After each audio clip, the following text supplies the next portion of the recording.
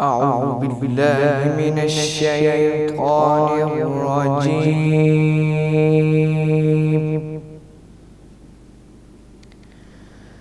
بسم الله الرحمن الرحيم.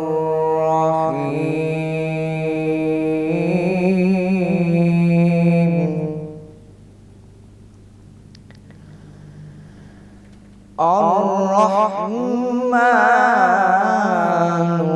علم القرآن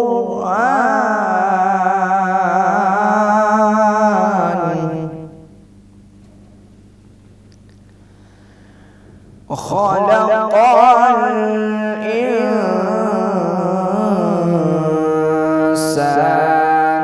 علمه البيان.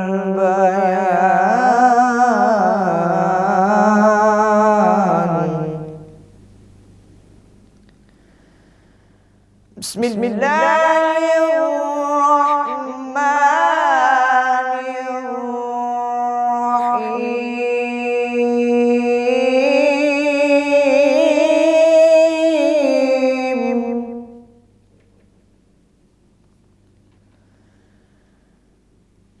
الرحمن علم القرآن خلق الإنسان علمه البيان.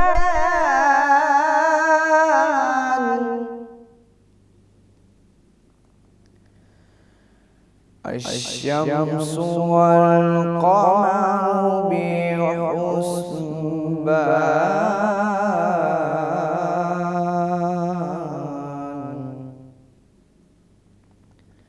والنجم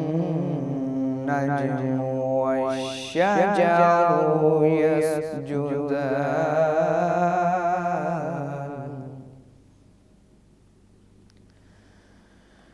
والسماء رفعها ووضع الميزان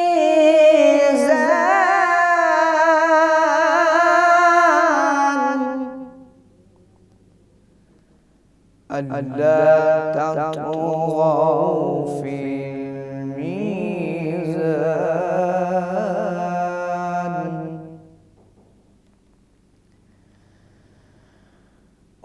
وأقيموا الوزن بالقسط ولا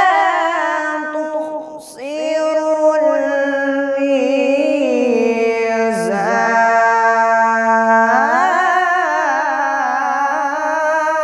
الميزان والأرض وضعها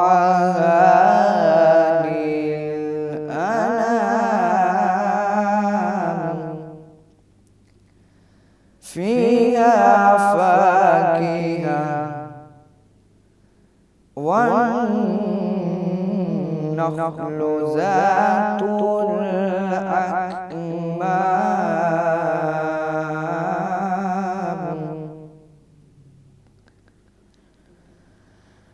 والأرض وضعها للأنام فيها فاكهة والنخل ذات الأكمام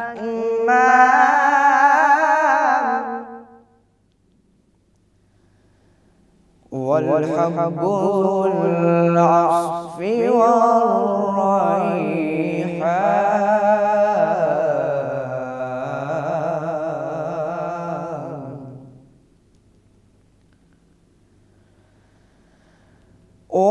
والحب ذو العصف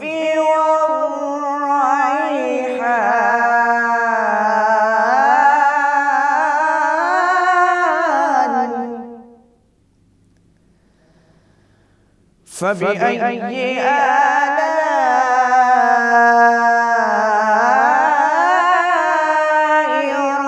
ربكما تكذبان.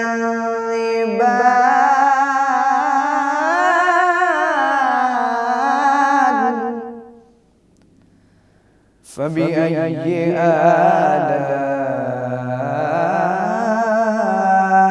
ربكما تكذبان أعوذ بالله من الشيطان الرجيم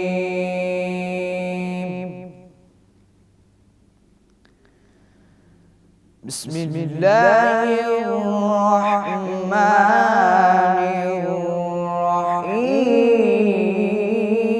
الرحيم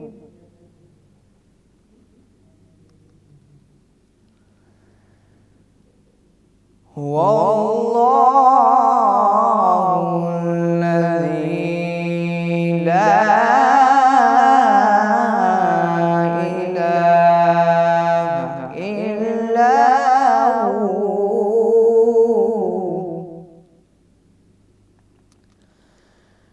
عالم الغيب والشهادة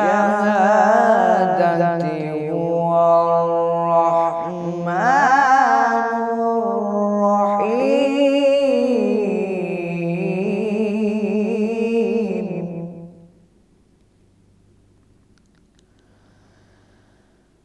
هو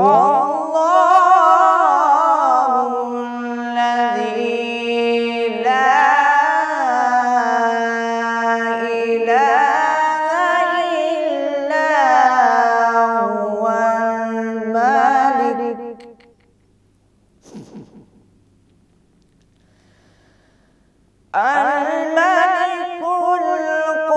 القدوس السلام المؤمن المهيمن العزيز الجبار المتكبر سبحان الله عما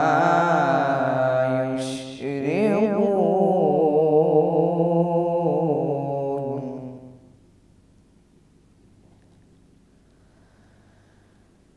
هو الله الخالق البارئ المصور له الأسماء الحسنى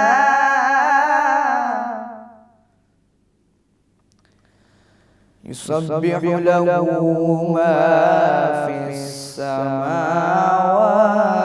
والأرض وهو العزيز الحكيم صدق الله العظيم أعوذ بالله من الشيطان الرجيم بسم الله الرحمن الرحيم يا أيها الذين آمنوا اتقوا الله ولتنظر نفس ما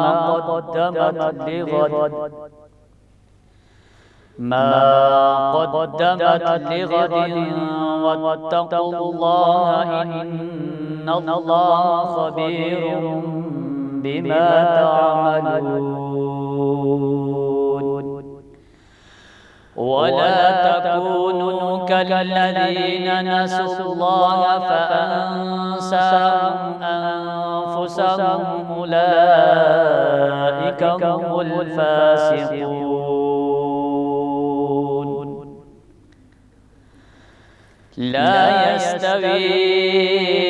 أصحاب النار وأصحاب الجنة أصحاب الجنة هم الفائزون لو أنزلنا أنزلنا هذا القرآن على جبل لرأيته خاشعا متصدعا من خشية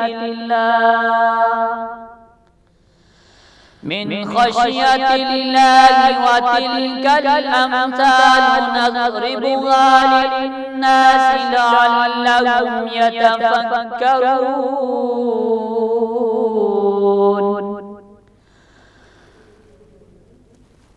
هو الله الذي لا إله إلا هو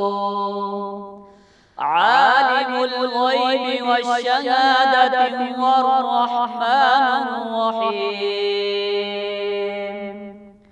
هو الله الذي لا إله إلا هو الملك القدوس السلام المؤمن المهيمن العزيز الجبار المتكبر سبحان الله عما يشركون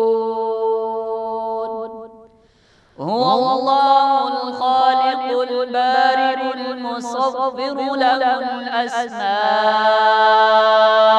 الحسنى يسبح له ما في السماوات والأرض وهو العزيز الحكيم صدق الله العظيم أعوذ بالله السميع العليم من الشيطان الرجيم من همزه نفخه ونفثه بسم الله الرحمن الرحيم ربي اشرح لي صدري ويسر لي أمري واحلل عقدة من لساني يفقهوا قولي ربی زدنی علما اللہم فقہنا فی الدین۔ عزیز ناظرین، آپ سب کو السلام علیکم ورحمۃ اللہ وبرکاتہ۔ آپ دیکھ رہے ہیں حق نیوز کی خصوصی رمضان ٹرانسمیشن نور سحر۔ میں ہوں آپ کی میزبان نزہت ناطق۔ عزیز ناظرین، رمضان کی یہ خصوصی ٹرانسمیشن روزانہ کی بنیاد پر ہم آپ کے لیے نیا ایک موضوع کے ساتھ حاضر ہو رہے ہیں، جس کا بنیادی مقصد ہماری بھی، معاشرے کی بھی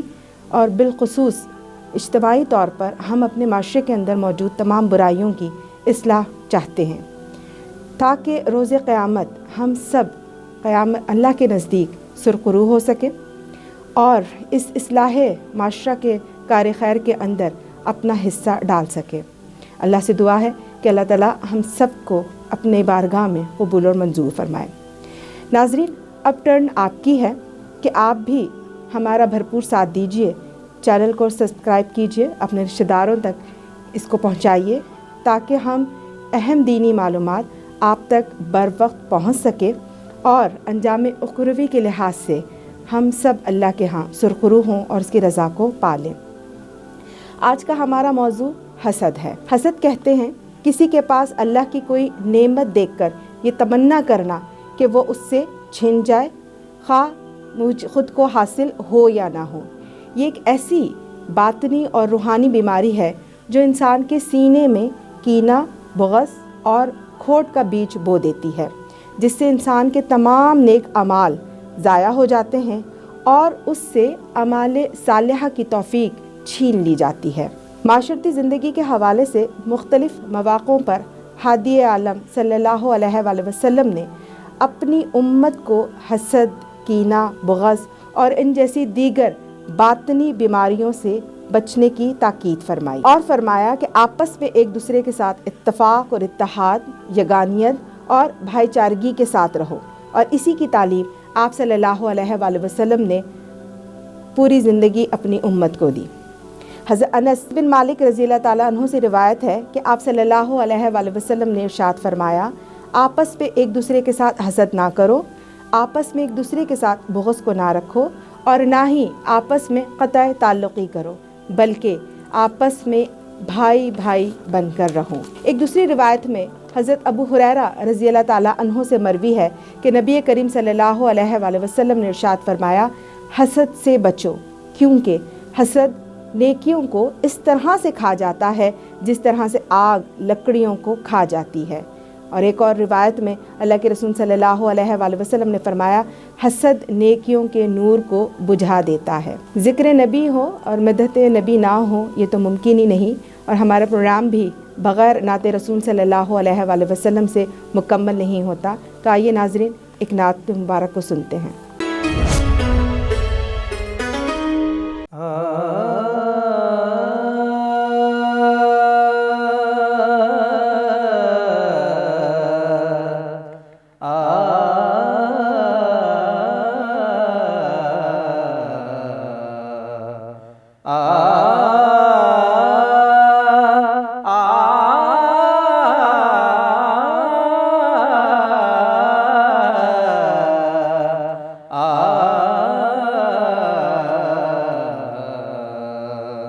حشر میں جب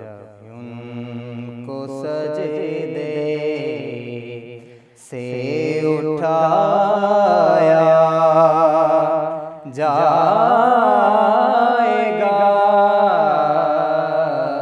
ہم گناہگاروں کی بگڑی کو بنایا جائے گا، جب سواری سیدہ زہرا کی آئی حشر میں،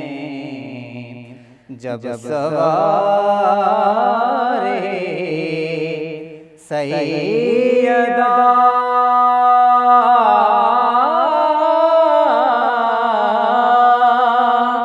زہرا کی آئی حشر میں، حکم دے کے سب کی نظروں کو جھکایا جائے گا، حضرت حسان کی ہمسائیگی کے واسطے، حضرت حسان کی ہمسائیگی کے واسطے، حضرت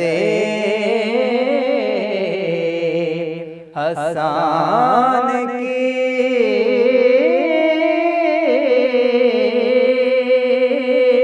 ہمسائیگی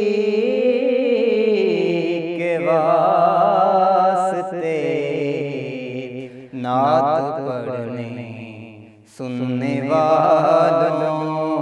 کو بلایا جائے گا، یوں کہا سرکار نے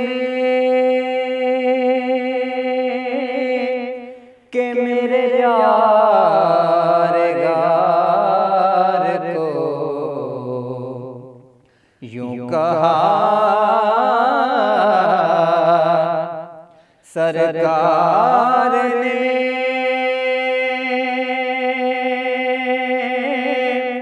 کہ میرے یار غار کو، آٹھوں دروازوں سے جنت میں بلایا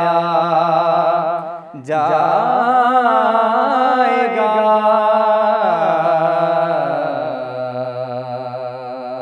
حشر میں جب ان کو سجدے سے اٹھایا جائے گا، ہم گناہگاروں کی بگڑی کو بنایا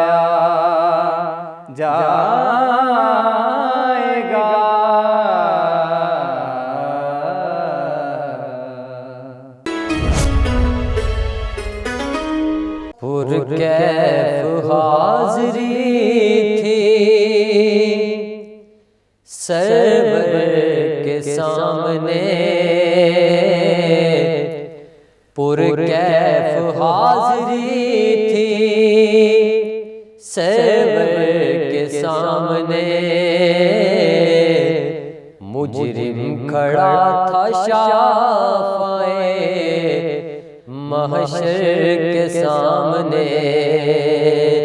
کیف حاضری تھی سرور کے سامنے، مجرم کھڑا تھا شافعِ محشر کے سامنے، کیف حاضری تھی سرور کے سامنے،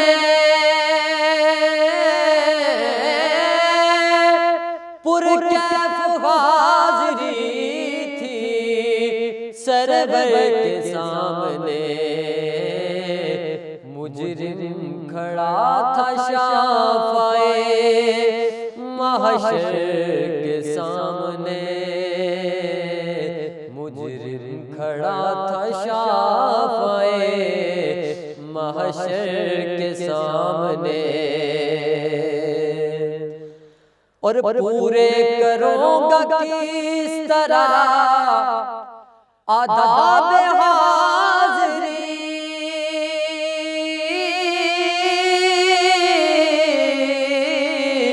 پورے کروں گا کس طرح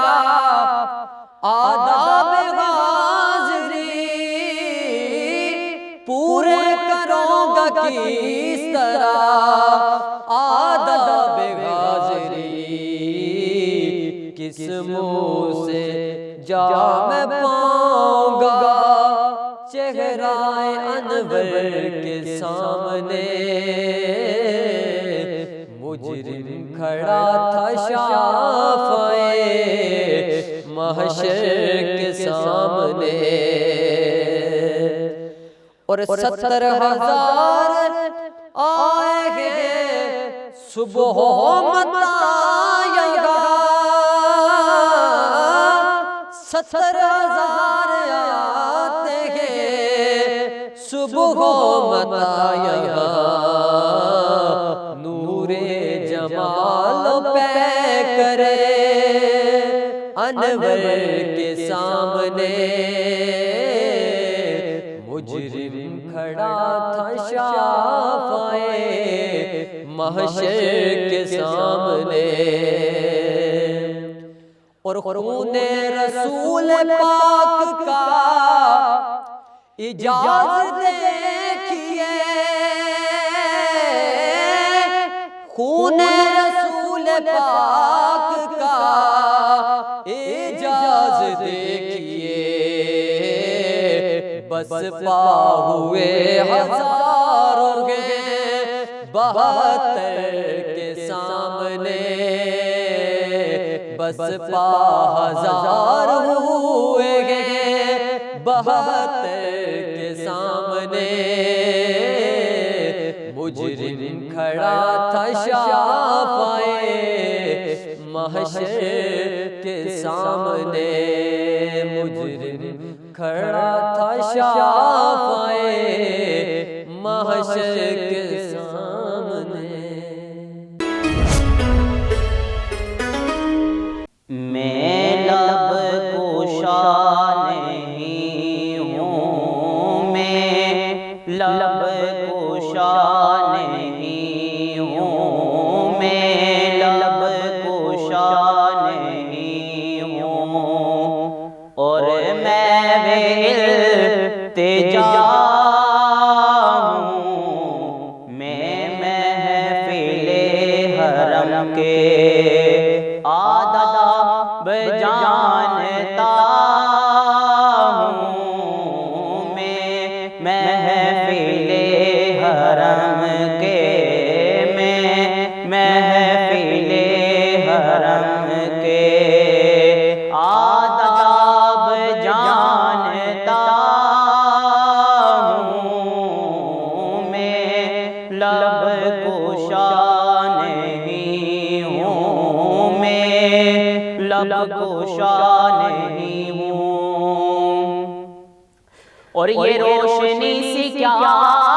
ہے، خوشبو کہاں سے آئی، یہ روشنی سی کیا ہے، خوشبو کہاں سے آئی، یہ روشنی سی کیا ہے، خوشبو کہاں سے آئی، شاید میں چلتے چلتے، شاید میں چلتے چلتے روزے تک آ گیا ہوں، شاید میں چلتے چلتے روزے تک آ گیا ہوں میں، لب کشا نہیں ہوں میں، لب کشا نہیں ہوں، اقبال مجھ کو اب بھی محسوس ہو رہا ہے، اقبال مجھ کو اب بھی محسوس ہو رہا ہے کہ روزے کے سامنے ہوں، روزے کے سامنے ہوں، روزے کے سامنے ہوں، اور نعت پڑھ رہا ہوں، روزے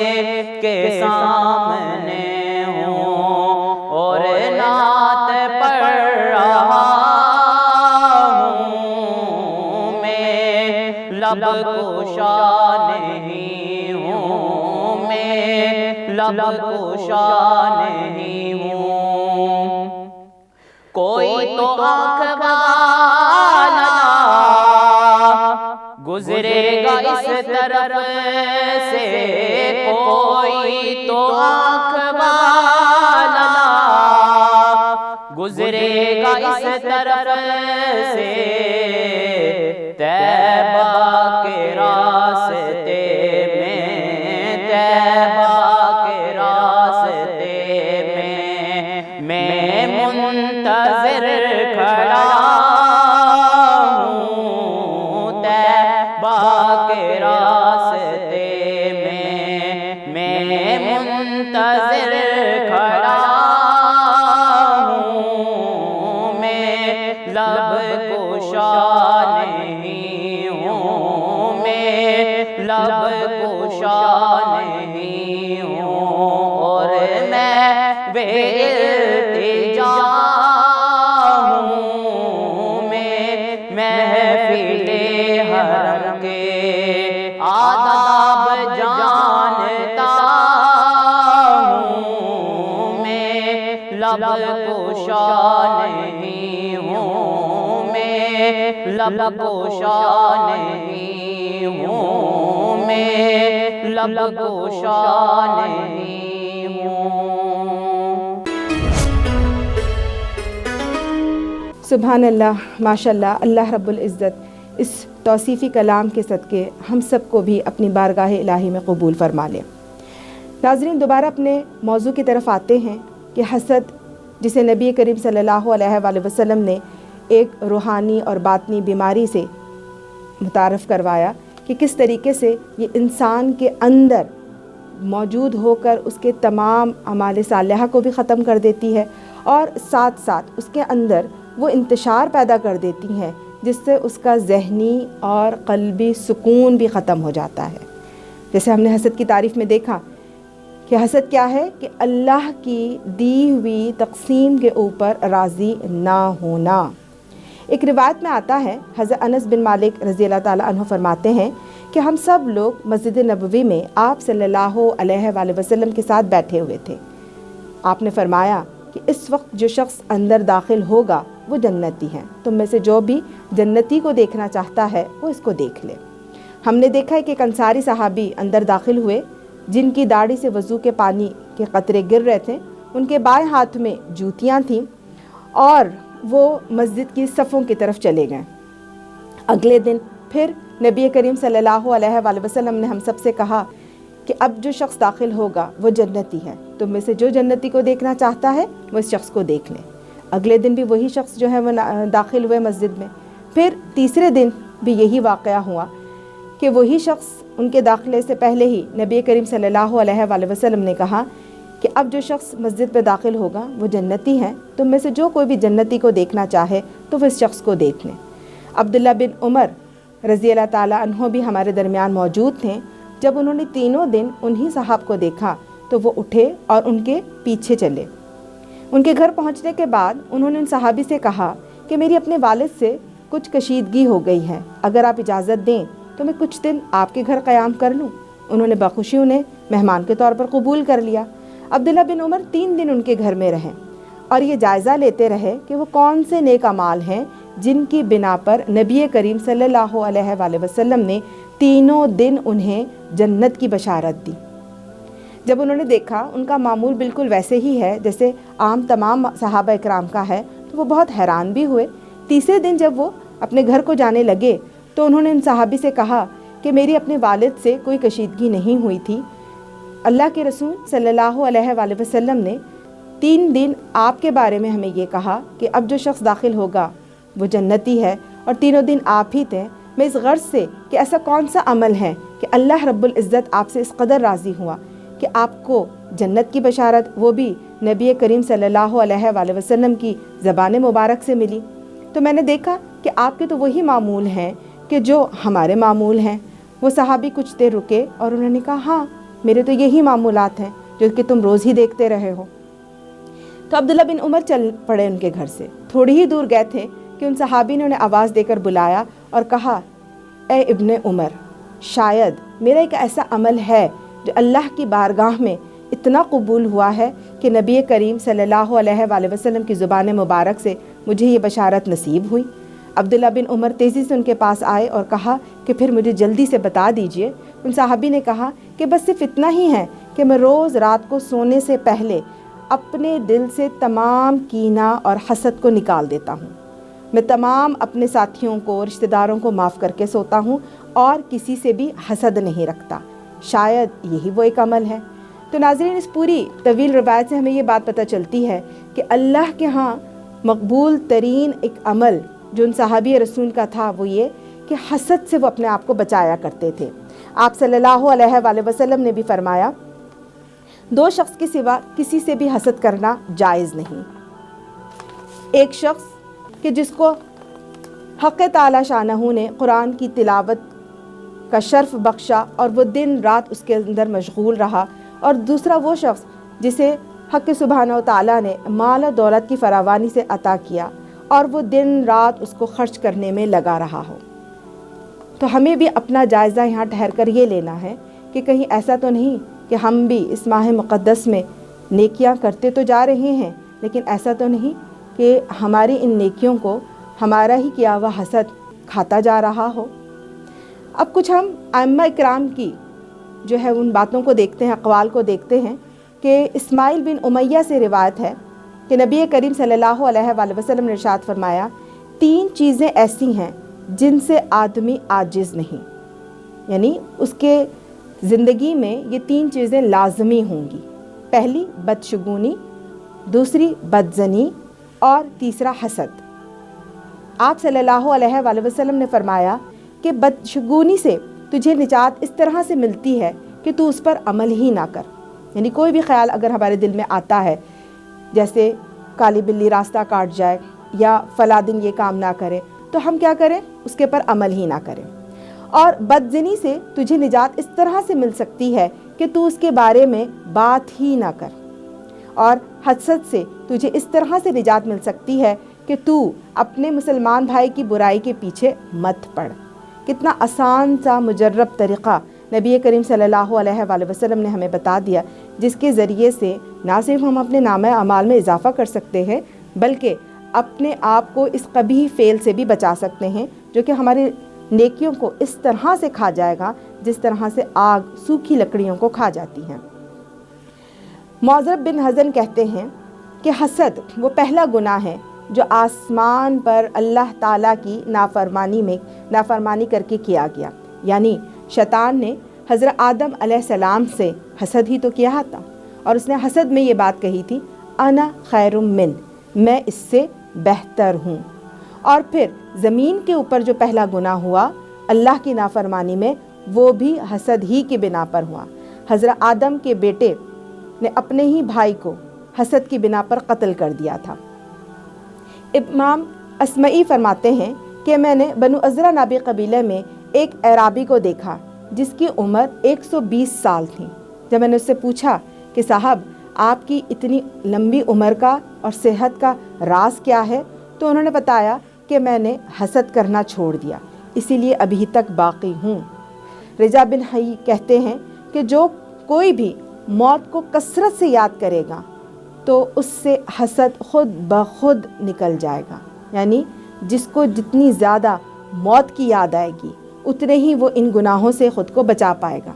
نبی کریم صلی اللہ علیہ وآلہ وسلم نے بھی فرمایا کہ کثرت سے موت کو یاد کیا کرو اور اپنے گناہوں کے اوپر رویا کرو۔ سفیان بن انیہ کہتے ہیں کہ کینہ حسد ہی کو کہتے ہیں، جو اس سے نکلے وہ شر ہے اور جو باقی رہ جائے وہ کینہ ہے،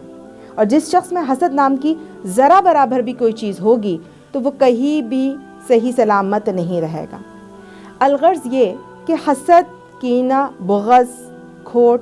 یہ ایسی باطنی اور روحانی بیماریاں ہیں جو اول تو انسان کو نیک عمل کی طرف راغب ہونے ہی نہیں دیتی، بلکہ الٹا پہلے سے جو نیک اعمال اس نے کیے ہوئے ہوتے ہیں ان کو بھی وہ ضائع کر دیتی ہے۔ اس طرح رفتہ رفتہ انسان اعمال صالحہ سے دور ہوتا چلا جاتا ہے، معصیت کی طرف بڑھتا جاتا ہے، گناہوں کے دلدل میں پھنستا چلا جاتا ہے، پھر اللہ تعالیٰ اس سے اعمال صالحہ کی رہی صحیح توفیق بھی چھین لیتے ہیں اور وہ کوئی بھی نیک عمل نہیں کر پاتا۔ عزیز ناظرین، ان تمام باتوں کی روشنی میں میرے اور آپ کے لیے اس وقت اپنا جائزہ لینا بہت ضروری ہے کہ کہیں لاشعوری طور پر کم فہمی کی بنیاد پر ہم تو اس گناہ کے مرتکب نہیں ہو رہے، اور وہ ہمارا جو عدو مبین ہے وہ ہمیں اس گناہ کے اندر اس راستے سے شامل کر دے کہ ہمیں خبر بھی نہ ہو، کیونکہ اللہ کے رسول صلی اللہ علیہ وآلہ وسلم نے اسی عدو مبین کے بارے میں فرمایا کہ شیطان تمہارے جسم میں اس طرح سے دوڑتا ہے کہ جس طرح سے خون رگوں میں دوڑتا ہے، اور یہی تو ہے کہ جو ہمارے دلوں میں وسوسوں کی شکل میں اس برائی کو ہمارے اندر ڈال دیتا ہے۔ اسی لیے تو اللہ کے رسول صلی اللہ علیہ وآلہ وسلم کے اطہر قلب کے اوپر معوذتین کو اتارا گیا، اور آپ جانتے ہیں سورہ فلق تو ہے ہی حسد سے بچنے کے لیے۔ تو اللہ سے دعا ہے کہ اللہ رب العزت ہمیں اس گناہ کا مرتکب ہونے سے بچائے، اپنے بارگاہ الہی میں ہمیں قبول فرما لے۔ وآخر دعوانا ان الحمد للہ رب العالمین۔